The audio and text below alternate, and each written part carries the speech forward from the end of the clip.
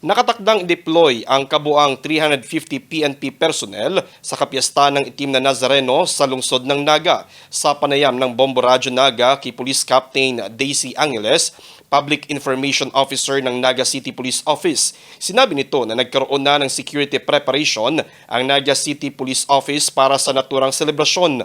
Ayon kay Angeles, ang naturang mga personnel ang itatalaga sa labas at ang iba naman ay mga nakastambay para naman sa mga di inaasahang oras ng emerhensya. Wala pa naman sa ngayong mailalabas na estimated crowd dahil na rin sa wala pang impormasyon sa kung sino ang mga dadalo, ngunit aasahan na nila ang dagsa ng maraming tao.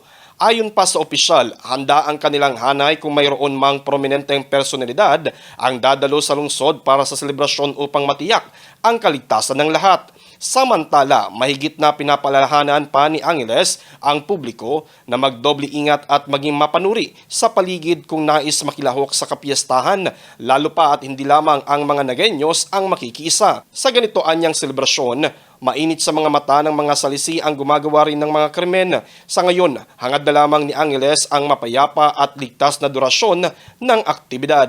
Pagdating sa deployment, Naga City Police Office actually nagkaroon ng security preparation para sa pagdiriwang ng Black Nazarene.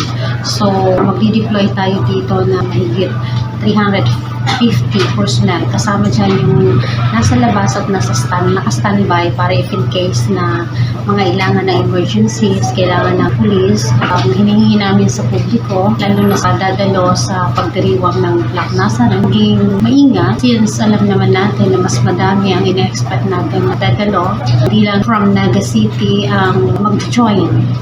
Mula dito sa Bombo Radyo Naga, ito si Bombo Benja Abad, and this is Bombo Radyo Philippines, the #1 and most trusted source of news and information. Basta Radyo, Bombo!